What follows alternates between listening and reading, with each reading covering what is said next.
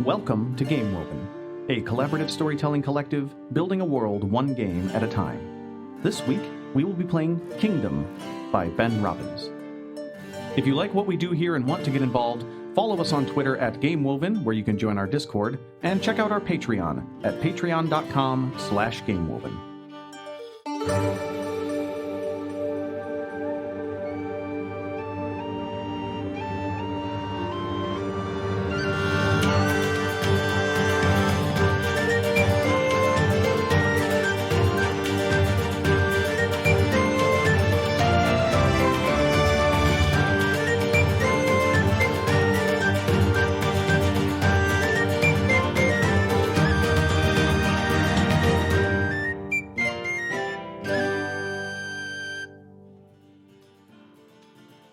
Previously on the Game Moving podcast.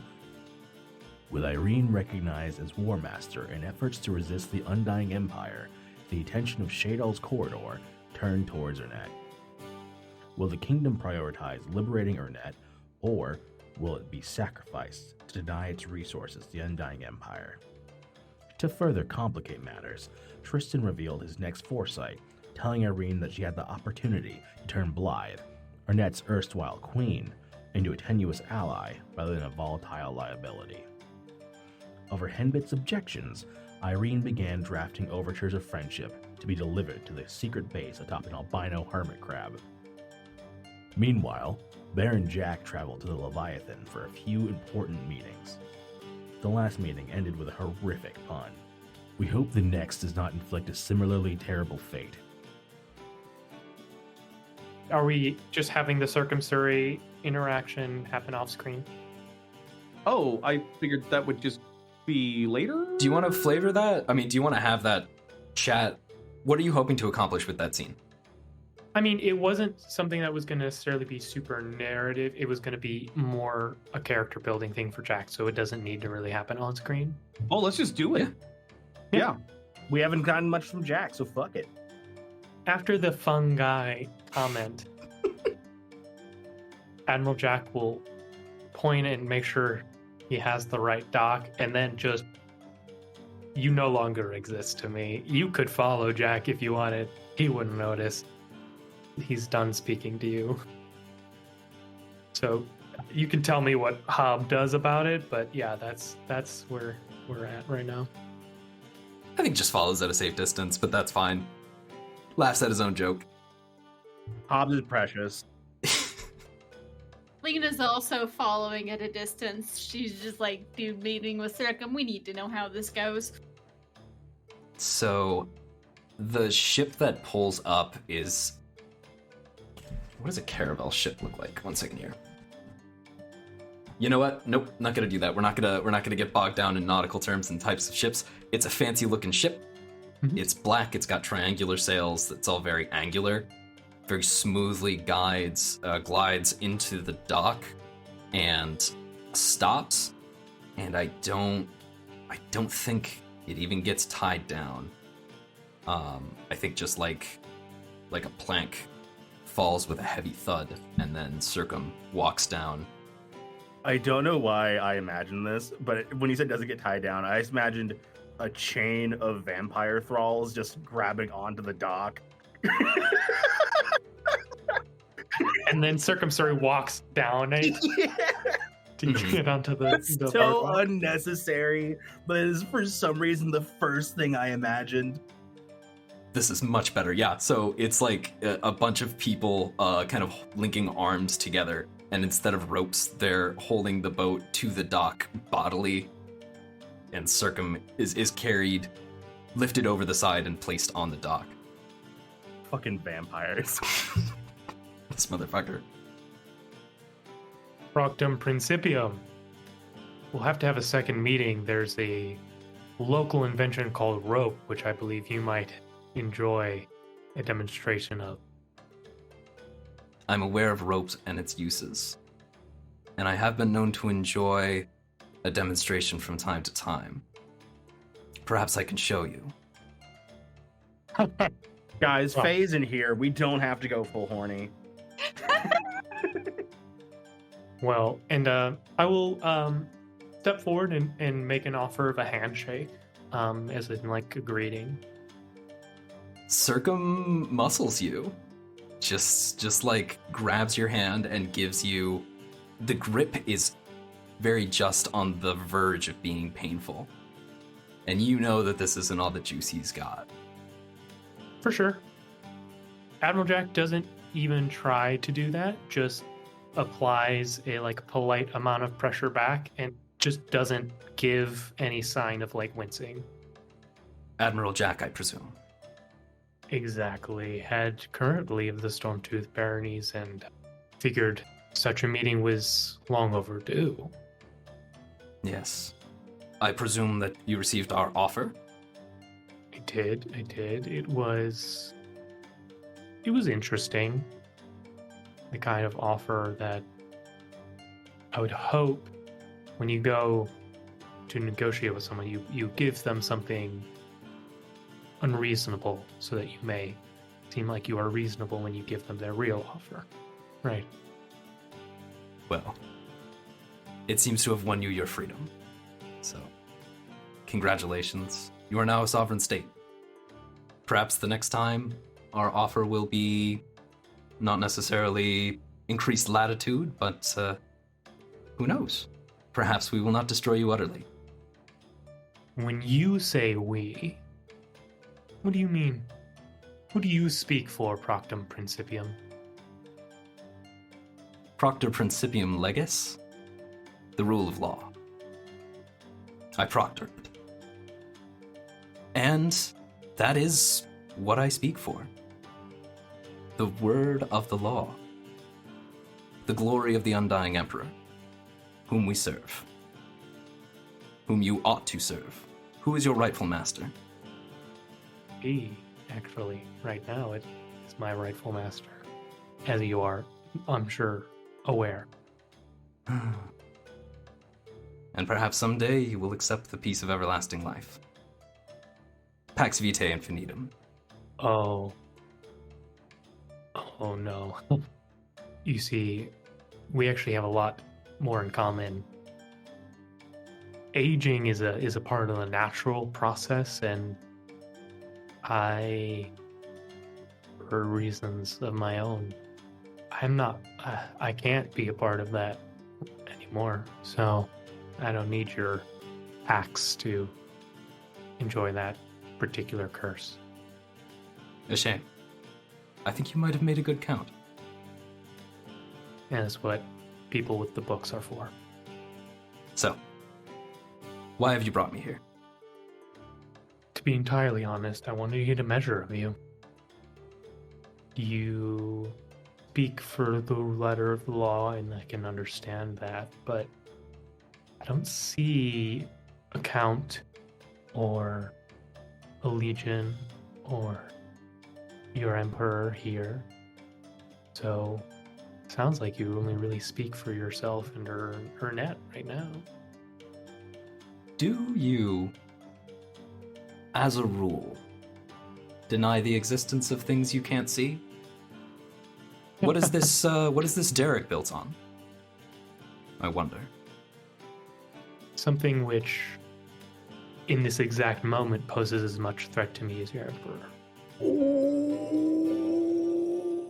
Now that could change. Circum leans forward and looms over you and says, well, yes, it could change rather quickly. I think you see his teeth begin to elongate slightly. His ears also begin to elongate. His face is already wide. We get just the hints of his monstrous form kind of begin to creep back in. I haven't decided to kill you yet. And we'll lean into you, like not leaning away from the monstrous form, but leaning towards it. Well, that's your mistake.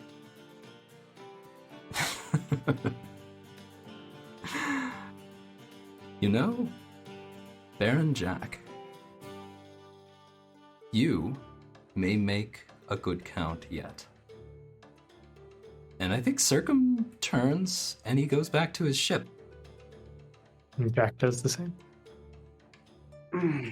Lina approaches Jack before he's able to leave once they're far enough away from Circum Currae. Oh, Baron, I have a friend over here you might want to meet. Yeah. If you have a moment. She has some interesting information on a mutual acquaintance you just met. Please. So, Lina takes him over to talk to Maeve. Rad. Excellent. Highest quality. Top tier. Does nothing mechanically. No, perfect, beautiful. We love this. And yeah, just to be clear, in my head, fallow-kin don't die of old age because they're removed from the natural cycle. Are you ready for this? I'm actually going to establish this at the end of tonight. You will see. You just set me up, and I'm not even playing this game. Tight. Okay. All right. Yeah.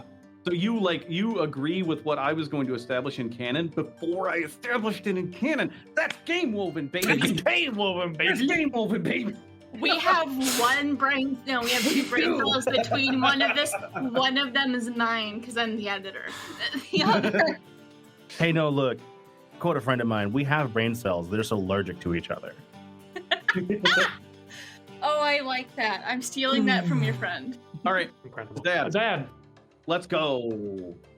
Yeah, I think we have got to. Henbit and Irene need to talk in the palace. I think, it's possible that Irene's been coordinating with Tristan, if we want Tristan there. And then we have our Stella there. Can we ever Stella instead and have Jack there? That's Yeah. what I was going to say. I was going to say Yeah. Stella were I mean, there. Claudius could also be there True. because Jack is coordinating a blockade. So we have Henbit, Irene, we're Stella, and who are you going to Claudius. be, Rob? You're going to be Claudius. Okay. Can someone throw in just one more little zinger to make this just like a little more dramatic? Can we just add one more layer of the drama? Everyone's on fire. Yeah. My intention with this scene is to once again attempt to plead the case that we need to cut out, the Blythe should just be cut out. Mm-hmm. Claudius can be the person to be the hey, I need to bring this up, and then that can start the scene. I'm more thinking let's add an environmental factor to it that makes Right. it even more anxiety driven. This is during a meeting where the nobles are trying to air their grievances about the blockades and shit. They're getting pissy and they're gonna withdraw support, and so there's this air of really intense courtly tension. How's that? We like this? Understood. Yeah. Irene's got her big customer service face on when she's on the inside. If you could read her mind, just screaming right now. Zad, it's your scene. Do you like this? I like this. I like this a lot. I had a question for how perspective works for a thing. So, things we have established that the people like or dislike in future scenes, if Zad just goes, never mind, or something, is that a thing that Yes. Zad... Yeah, more or Okay, less. cool. Yeah. Yep. Yeah. In the same way that you could technically change your prediction. Yeah, the people's whims are as fickle as the touchstones that hold them. Yeah, that's all I wanted to check. Yep, 100%. So, is this in the middle of the meeting, just after a meeting? Is I like the idea of Claudius will pick. Thank you so much, Lord and Lady Greymire. We appreciate your concerns and believe you. We are going to be speaking about these difficult topics for many days to come. Well, I had noticed that dinner was substandard. Yes. Insufficient spices, Claudius. No, Dolores, please calm down. Insufficient spices. This is not appropriate for Schmirians. You are very correct. What has Vidishau come to if we cannot get sufficient spices? Their nourishment blockade is affecting us all. We Lord and should Lady. never have kowtowed to those filthy pirates from across the peninsula. Or these unwashed masses that have set up shop in the old Grand Kraken Theater. You know, I was there when I was just a small child, and I tell you what, in those days we had spices aplenty.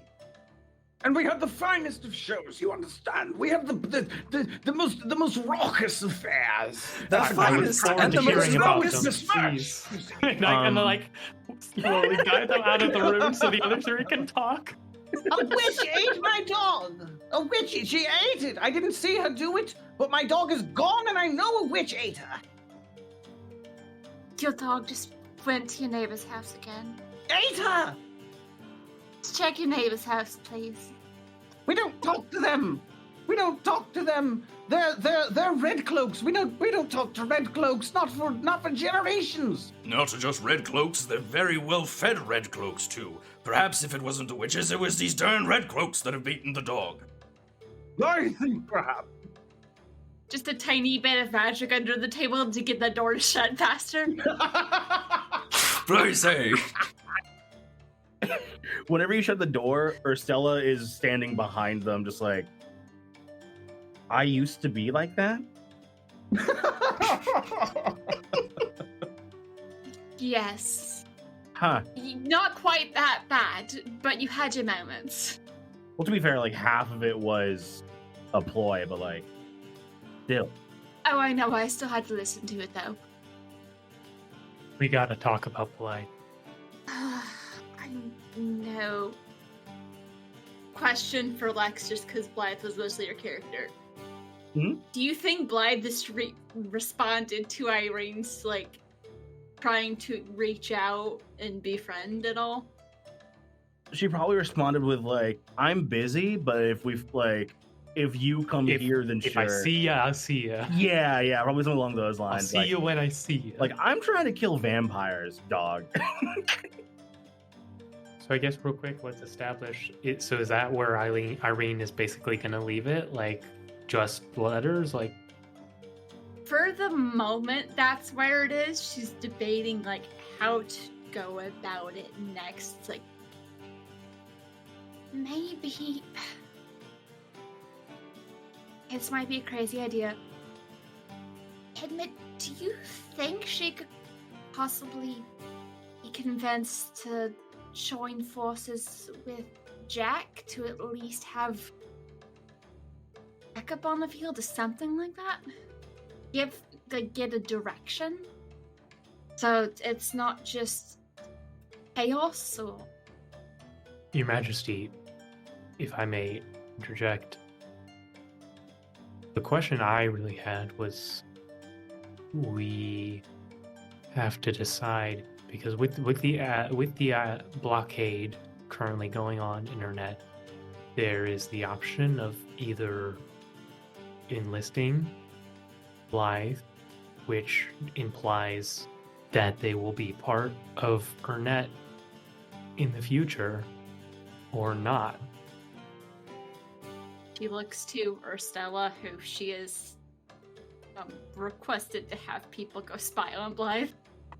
Oh, for sure. He was already Didn't on. even need to ask. Yeah. I mean, So- honestly, during that scene with Circum Currae, part of me was gonna be like, and then Arstella is there lining up a shot. Yeah, so Irene just turns to Urstella. What have your people gathered on her so far?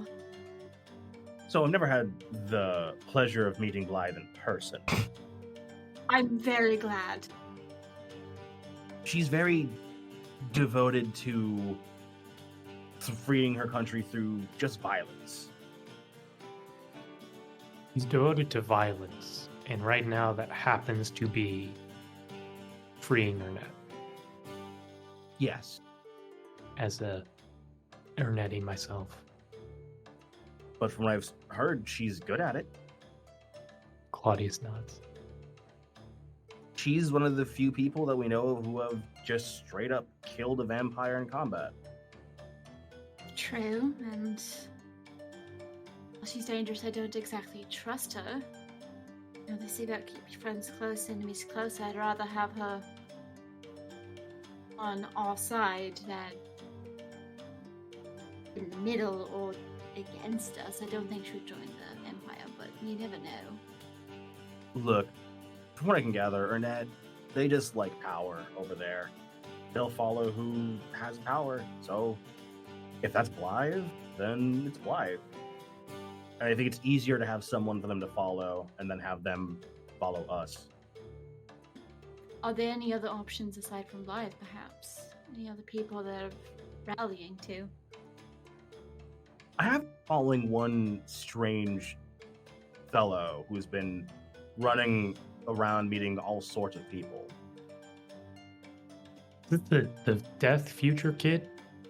Yeah, I can't, even with all of my spies, I can't seem to make head or tails of whatever he's up to. I wouldn't. Apparently he kills things and then sees the future.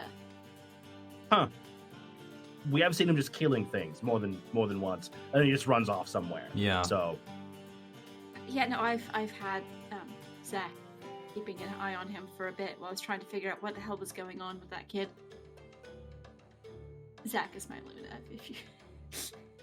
I don't know how Stella feels about the fact you that mean Luna 47? I prefer to go by Zach. Luna 46, of course, being Cloud. Yes. If I'm honest, the Dustbreaker family didn't suffer rivalries even before Blythe. There's not really... Nobody else has a scroll.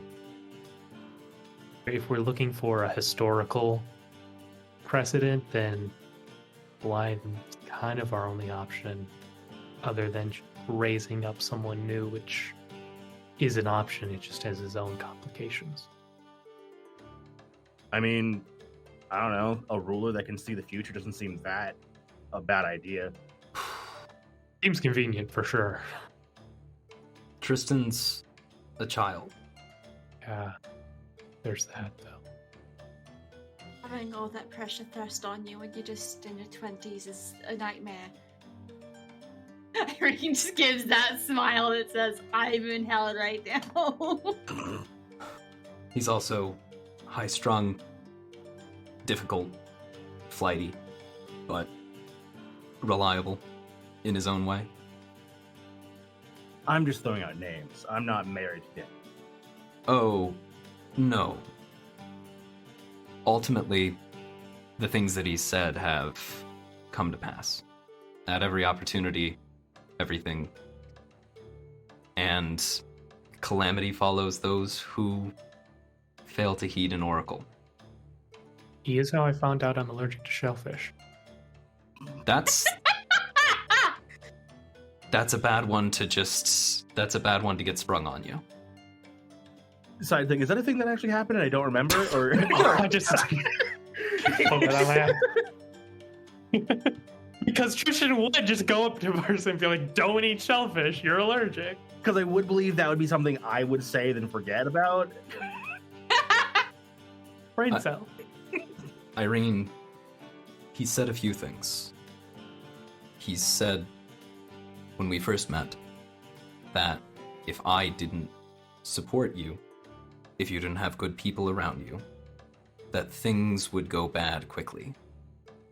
But with the right support, we might find a happy resolution to all this.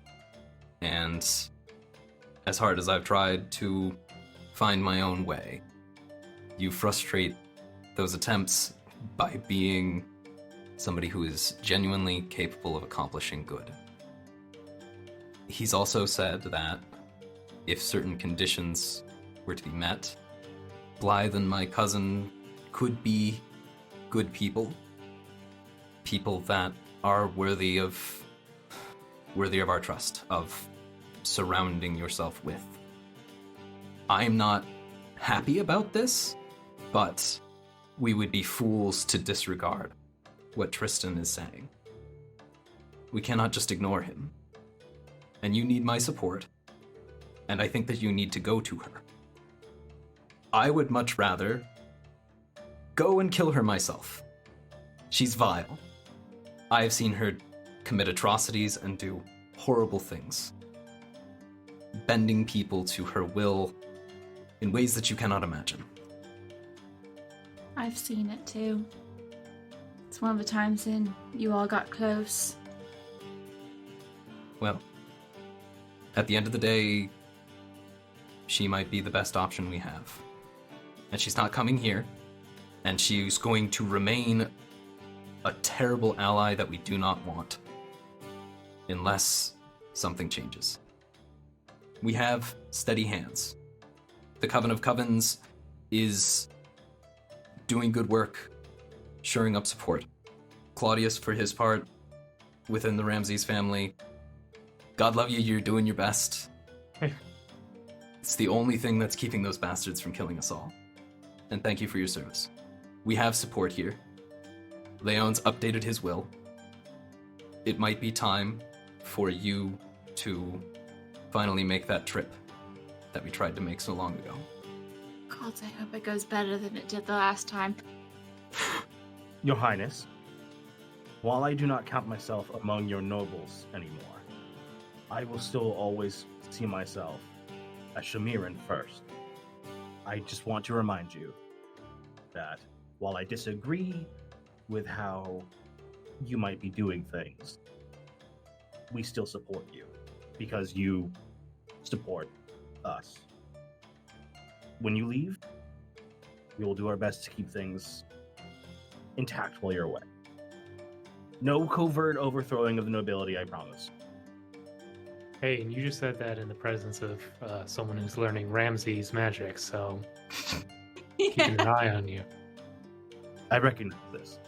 So, you've always relied on me to give you the voice of the people that you ruled. And the people that you rule now includes, well, nominally so many more than it did before. And I think that it is time that you were to go meet them. And that's me kind of proposing a soft overthrow. Like, it's a very gentle way of doing it. Yeah, I actually really like this. It is both, I think that it would be beneficial for the characters if Henbit takes the power role and Irene spends some time as a touchstone. And then we can get Irene amongst the people. Yeah. Okay. Irene, do you allow this to take place? Yeah, I even think she goes through and drafts the appropriate documentation to give her selected people the ability to act, leaving structure behind to prove that yes, they do have my permission and the ability to act in these ways while I'm gone. Better job of basically securing leadership than she did the last time when she got kidnapped. And she's also she's telling you they know exactly where she's going, roughly how long she's planning on being gone, and her Luna's going with her so her Lina can check in with her Stella. So a thing that I'm realizing, legally, are you legally making Henbit a noble for the sake of this or something? Like a steward? Kinda. Yeah. Kind of like a steward of the It's sort of a stewardship. come here for now. it feels Yeah. like we've just founded the Lamium house of Shamir or whatever, you know? Or the Dead Nettle House. Yeah, something like that. You know what I mean, right? Yeah. Yeah, okay. I don't know if it's just Henbit, but Henbit is definitely part of that group, but also giving a little bit more power to Stella, Claudius, and Lina, and Yeah. might be a couple other people, but yeah, mechanically it's Yeah. Mechanically within the game, Henbit is the power. And Mhm. as a player, I'll give credence to Claudius and to Urstella and to various and other Yeah. sundry allies. Because I feel like right now in the city, in Shamir in general, there are still kind of the factions we did in Hearts of Magic. Oh yeah. Mm-hmm. With the nobility and the covens. And the Order. This is the first time where the Covens, this is basically a noble house that is the fucking weirdos. Yeah. Yeah. I also will say that before Irene leaves, he probably has a conversation with Urstella to work out how to handle the Ophidians if they keep trying things, because Urstella knows the most, not only about the people there, the cultures within that place, the sort of subculture that's formed, but the power players. That's gonna have to be a different crossroad. Like, That's probably going to end up being a crossroad. I had a question for you, Irene. What do you do with Leon? He will insist on accompanying you to Blythe, but he might be exceedingly useful in dealing with the Ophidians, especially if it comes to violence.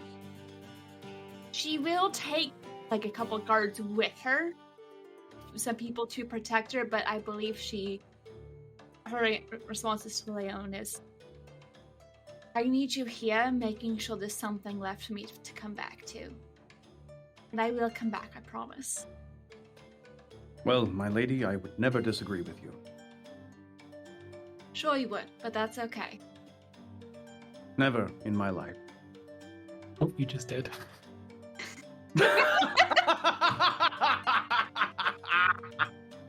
Get fucked. Have you not learned by now that you can, and it's okay? You don't have to agree with everything I say. My dear Irene, I have spent my entire life trying to be as agreeable to you as possible, and honestly, at a certain point, I'm not entirely sure how to do anything otherwise. My only question to you is, I don't report to Lord Ostilla, do I? You know, like this, it's... Not a lord anymore. Urstella's just like standing right behind you all of a sudden. Leon, like, looks over his shoulder. The question still stands. Pretty sure you report to Henbit. Oh, come on. Very well. If that is what the kingdom demands, then I suppose that is what the kingdom demands. Hey, you know, I think that's what the kingdom demands. Mm-hmm. It sure does. She gives Leon a hug before leaving. All right, so Leon, little known fact, fucking kick-ass hugs. Mm-hmm. Use them big grandpa hugs, okay? Yeah, something to do with the lightning magic. They are warm and safe. All right? He used his lightning powers to heat up the metal of his arm to be warm. Oh, yeah. that's and also perfect. give you a little tingle. Yeah, it's a little tingle. Oh, yeah. It's Hey, in real there. talk. That'd be horrible. Don't do that. That would be so bad. But yeah, as she pulls back from the hug, be safe, I promise, and just go read the paperwork I drafted. Very well, You know I who will. you're supposed to report to. A word of advice to you. Stick to the path. No shortcuts. No shortcuts. And don't stop to help anyone. Hey, that worked out. That worked out. It well. objectively did not, my lady. Yes, it did. Fine, it did. Fine, I agree. I feel like the people will be okay with this because it's specifically Henbit and Leon. Yeah. So, first, mechanically, Great sitcom, by the way. true. Mechanically, Leon was given his own sort of boost in power as well while she's gone. And he will not claim it ever. so we actually have gone through 2 of 5 steps for an overthrow. Yes. Well, hold on. No, we've gone through way more than that. Nope. So there's match rolls, and then how to overthrow, and now a price. Which I feel like the price here is going to be pretty strong. But Henbit, what price do you pay for taking power? I mean, if we're going by the book, somebody other than people in the overthrow figures it out. Oh. So yeah, so one of the players not involved in the overthrow comes up with a personal consequence or price your character pays as part of this struggle. Do you have regrets? Do people you care about disapprove or get hurt? It should be something you agree to as a player, but if it doesn't feel like something your character cares about, it's not a real price. So, 2 things I've thought of. One, he goes fallow. That's That's maybe Pretty a strong little for harsh. Yeah. just Let's Yeah. go small. She starts to go fallow. Yeah. So the thing is, I brought this up is because we haven't made like super clear what causes going fallow. So far, the Falcon we've seen all like have some kind of claim to power, and that's like it. I don't know the logic of what makes a fallow, so that was just me throwing out a thing, maybe. My idea for price is this simple. How does Henbit betray her own values during this time? Right? For the good of Shalmir. Actually, I feel like this is a really good choice. Henbit knows that there's two ways to do this. She can either begin to go fallow, but maintain her own like sense of self, or she's gonna have to betray her own values in order to avoid doing that. To make some kind of shitty deal with the nobles, or I feel like betraying your values would make you go fallow, and I was just gonna suggest you are now the specific target of the Ophidians. That's true. Yeah. That my second thing I was gonna say was Ophidians get pissed. Because I feel like right now with the covens, there's kind of like 3 ideas in the covens of us work with the aristocracy, replace the aristocracy, just fuck up everything. It is the Ophidian. I mean, Henbit, Coven of Covens, and Ophidians. Yeah. I kind of feel like that's where the covens are right now. yeah, I mean, like, replace the aristocracy with nothing. I guess, like, to me, the Ophidians are more the replace the aristocracy. Yes. But, and then, like, the Dead Nettle and kind of a lot of their allies that are smaller circles are about just trying to carve out their own spot.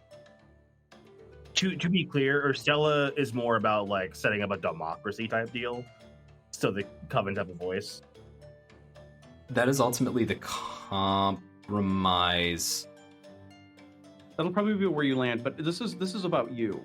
Yeah. Zad, I'm gonna ask it to you this way. Which of the options do you think brings the drama? What brings the big feeling?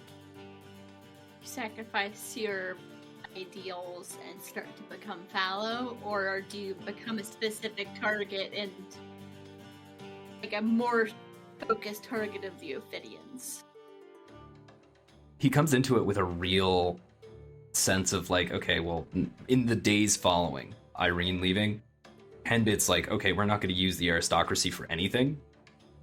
And he gets shown that that's untenable extremely quickly because they are institutionally powerful. They really do make things go. And like the deals that were cut to repossess supplies early on back in that like first move, the reason that the aristocracy was willing to sell out or like that those investigations even took place to begin with are because there were rival houses within the aristocracy that were willing to sell out some of their rivals. And so there are these power players, there are people that need to be kept happy that are within the aristocracy that I don't have the time or the real wherewithal to replace right now. And so, I mean, it's that moment where you're just like, hell yeah, we've elected a radical. And then within just a couple of months, they are already making compromises. And that's like... So Henbit does compromise his values. Yeah. After getting his ass absolutely whipped by the nobility. One day he wakes up and the guards are all gone because those guards were on loan from a house that he had kind of like low-key fucked over. And that was a day when like a squad of like 6 Ophidian assassins popped in. Leon and Henbit fought him off along with like, I think Urstella was probably there. There were some other Dead Nettle. They made it out, but Henbit was like, the castle needs to be protected. We need more guards. And the noble who was responsible for supplying those guards were like, well, you ain't getting them from me. Not without whatever that guy was promised. And so just the gut-wrenching, like, no, we've built this machine on misery, and you have to keep feeding it misery, otherwise it is going to explode and take you with it. And that's why I think it is the process of beginning to go fallow. Okay. You can see it kind of in the ends of Henbit's. A yellowing. Yeah. They're paling out. Yeah. I feel like, okay, so there's probably like a pre-fallow phase for the Verdrine, which is like sort of, they start to take on like an autumnal thing, and it's very clear to everyone, like this Verdrine is having health issues. Yeah. But could be brought back. Well, technically the fallow could be too, but like when it's time to start cutting the leaves off of, when it's time to start pruning one of your houseplants, you'll see that it goes from green to yellow. And just the best thing to do at that point is to cut off that leaf so you can start growing something else there to prune it. And I think like Henbit wakes up one morning and realizes that one of his shoulder vines, the 3 that he's got left, plus I think you can see there's like a medium length halberd willow frond that's been attached to his back that's still growing in, but one of them's already gone, is starting to brown at the edge. And I think it's his oldest one. Like his first vine is getting pretty gnarly. And I will remind that Henbit does have some help and support from the Ramses family and all of their connections, but that only helps so much. Yeah, it's not enough. Yeah. It turns out the real weakness of the Verdrine was anxiety. We're now starting to wonder how Irene has any hair left after dealing with these people. So we've got the price. That was a great price. Perfect. Overthrown character changes roles. You're now a power. Overthrown character. You're cool with being a touchstone? Yeah. Okay. And then the final step is crisis. As players, how much does everyone think what just happened means trouble in the kingdom? So we're going to go 1 to 5 fingers or 0 with a fist. What you think. The second highest number is the one that increases the crisis tracker. So how much do you think we increase the crisis from 0 to 5? I'm going to give everybody a couple of seconds to think. 3, 2, 1, show.